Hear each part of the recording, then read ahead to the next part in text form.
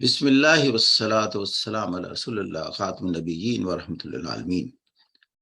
ہمارے معاشرے میں ہر ایک کی جو انفرادی زندگی ہے اس میں ہم بے شمار مسائل اور پریشانیوں سے دو چار ہوتے ہیں۔ تو میں قرآن مجید کی وہ سورہ توبہ کچھ آیات جب پڑھی تو میں نے دیکھا ان آیات میں ہمارے ایک بہت بڑے مسئلے کی طرف اشارہ ہے۔ چونکہ قرآن ہے، اللہ کے الفاظ ہیں، اور اللہ اس میں نسخہ بتاتا ہے کہ ایسی مسائل سے دو چار ہوں، پریشانیوں میں مبتلا ہوں تو اس کا حل کیا ہے۔ تو وہ مجھے اتنا صحیح حل لگا، چونکہ اللہ کا حل ہے بتایا ہوا، تو میرا یقین ہو گیا کہ اگر ہم اس طریقے سے اپنی پریشانیوں کو ایڈریس کریں تو یقیناً وہ ہمیں ان پریشانیوں سے نجات دے گا۔ تو میں سب سے پہلے سورہ توبہ کی وہ آیات ہیں 102 سے لے کر 104، وہ میں آپ کے سامنے تلاوت کروں گا، اور پھر میں بتاؤں گا کہ اس کا مفہوم کیا ہے، اور پھر ہماری زندگی پر اس کے کیا اچھے اثرات مرتب ہو سکتے ہیں، اور ہمیں یہ آیات ہمیں ہمارے دکھوں، پریشانیوں اور تکالیف سے کس حد تک نجات دلا سکتی ہے۔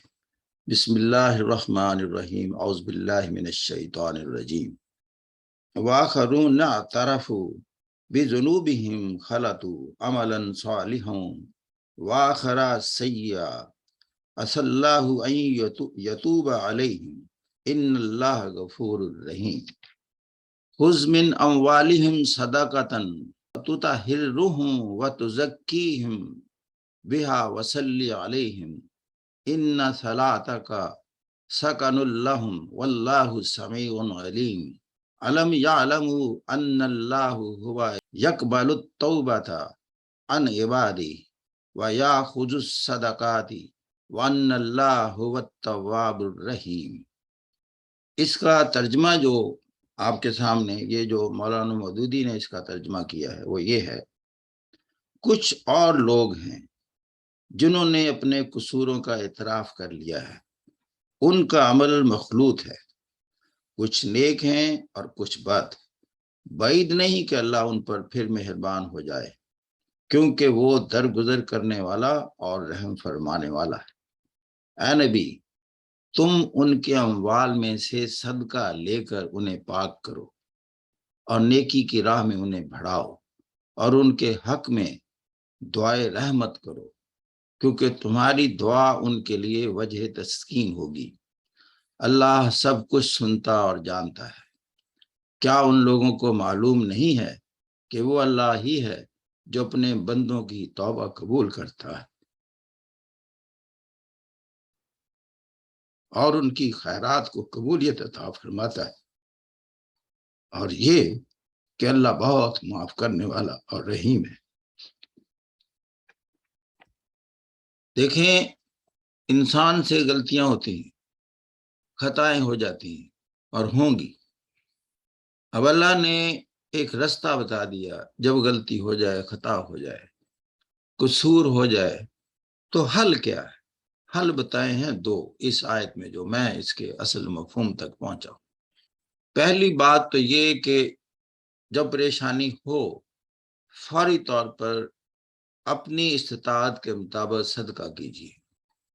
اب آپ نے دیکھیں، مسئلہ ہے دعائیں قبول نہیں ہوتی۔ میں اس پر بڑا غور کرتا رہا ہوں، یہ دعائیں قبول کیوں نہیں ہوتی؟ بے شمار لوگ روزانہ دعائیں کرتے ہیں۔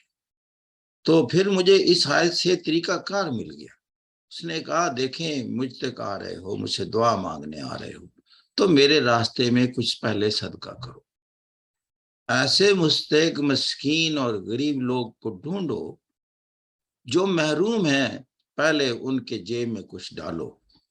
اب اللہ دیکھیں، اللہ کو پیسہ پہنچا رہے ہیں۔ اللہ کو پیسہ کیسے پہنچتا ہے؟ کہ اس کے محروم طبقات کو ڈھونڈو اور ان کے زندگی میں سکھ لانے کی تھوڑی سی کوشش کرو۔ اب اللہ کو آپ نے پلیز کر لیا، گویا ذہنی طور پر اللہ کو یہاں لے آئے کہ اب وہ آپ کی دعا سننے کے لیے تیار ہے اور قبول کرنے کے لیے تیار ہے۔ ایک بات اور کی، اب آپ قرآن کا جب مطالعہ کرتے ہیں تو آپ دیکھتے ہیں کہ وہ متقی اور پرہیزگار لوگوں کے حق میں ہے۔ متقی جن کو وہ کہتا ہے وہ لوگ جنہوں نے مجھے اپنا آقا تسلیم کیا ہوا ہے اور خود کو میری غلامی میں اپنے آپ کو دیا ہوا ہے، انہیں وہ متقی کہتا ہے۔ جو مجھ سے دوستی کیے ہوئے ہیں اور مجھ سے ہی دعائیں مانگتے ہیں اور میری طرف ہی رجوع کرتے ہیں اور ہر معاملے میں مجھے سامنے رکھتے ہیں، وہ میرے ولی ہیں، میرے دوست ہیں۔ کہتا ان سے دعا کرواؤ۔ اب چونکہ وہاں نبی سے مخاطب ہے تو پھر نبی کو خود کہہ دیا کہ آپ ان کے حق میں دعا بھی کر دیں۔ جب آپ ان کے حق میں دعا کریں گے تو اللہ کو پتہ ہے کہ دعا نبی کی ہو اور قبول نہ ہو۔ اب وہاں سے جو چیز نکلتی ہے، جو ہم نے انفلوئنس ڈرا کرنا، وہ یہ ہے کہ اب نبی ہمارے سامنے نہیں ہے، ہم اللہ کے ساتھ تعلق اور اس کے ساتھ جو ربط و تعلق وہ چاہتا ہے، جو شخص بھی آپ سے ملے آپ سمجھتے ہیں کہ وہ بہت آپ اللہ کے قریب ہے، آپ پھر دوسری بات یہ کریں کہ اس کو کہیں کہ میرے لیے آپ دعا کریں۔ اب اللہ کے بندے کی، اس کے ولی کی، دوست کی دعا ہو گئی، صدقہ دے دیا۔ میں آپ کو بڑے اعتماد سے کہتا ہوں، اس کے بعد آپ پر یقین ہو جائیں اور پرسکون ہو جائیں کہ اب دعا کی قبولیت کا وقت آ گیا ہے اور اللہ آپ کو اس مشکل، اس پریشانی اور دکھ تکلیف اور مصیبت سے نکال دے گا، اس لیے کہ وہ شافی ہے، قادر مطلق ہے، کوئی چیز بھی اس کی دسترس، طاقت اور استطاعت سے بڑھ کر نہیں ہے، وہ سب پر غالب ہے۔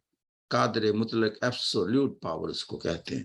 اور اگر کبھی کوئی نہ ملے تو ماں باپ اگر جس کے حیات ہیں تو پھر ماں باپ سے التجا کر لیں، ان سے کہہ دیں، وہ تو ہر وقت تیار ہیں آپ کے لیے دعا کرنے کے لیے، کہ ان کے بتائیں کہ بس امی اور ابا جی میرے لیے ایک دعا کر دیجیے، مجھے کچھ پریشانی ہے، مجھے اس سے نجات ملے۔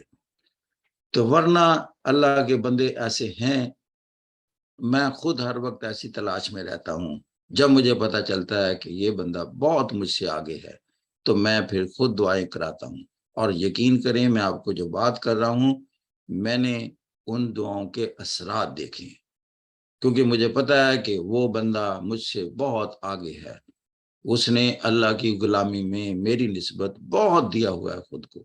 یہ ہر ایک کو پتا چل جاتا ہے کہ معاشرہ اس پر اس انداز نہیں ہوتا جتنا اللہ کے کلمات کے تابع ہے، وہ اس کی ایک ایک بات سے چیز جھلکتی ہے۔ وہ کہتا ہے یہ اللہ کو ناپسند ہے، وہ نہیں میں کروں گا، یہ اللہ کو پسند ہے، میں اس لیے کروں گا۔ پتہ چل جاتا ہے کہ یہ اللہ کے ساتھ دوستی اس شخص کی ہے۔ تو یہ کچھ گزارشات تھی میں آپ کے سامنے پیش کرنا چاہتا تھا، اور انشاءاللہ مجھے امید ہے کہ اس کے بعد ہماری بہت ساری پریشانیاں دور ہو جائیں گی، اس سے کہ آپ کا ایک ربط و تعلق جڑ گیا ایک ایسی ذات کے ساتھ جو کہ دعائیں قبول کرتا ہے، پکارنے والے کی پکار سنتا ہے اور جواب دیتا ہے۔ ادعونی استجب لکم، یہ اسی کا الفاظ ہیں، مجھے پکارو، میں پکارنے والے کی پکار سنتا ہوں اور جواب دیتا ہوں۔ اور وہ بات تو میں ہمیشہ ریپیٹ کرتا ہوں، امن یجیب المضطر اذا دعاہ ویکشف السوء الہ مع اللہ، کون ہے جو دل بے قرار کی پکار سنتا ہے اور پھر اس کو اس مصیبت سے نجات دلاتا ہے؟ کیا اللہ کے علاوہ بھی کوئی اور ہو سکتا ہے؟ جب آپ کو اس حقیقت کا پتہ چل گیا تو پھر اس کے پاس نہ جائیں اور اس طرح التجائیں نہ کریں۔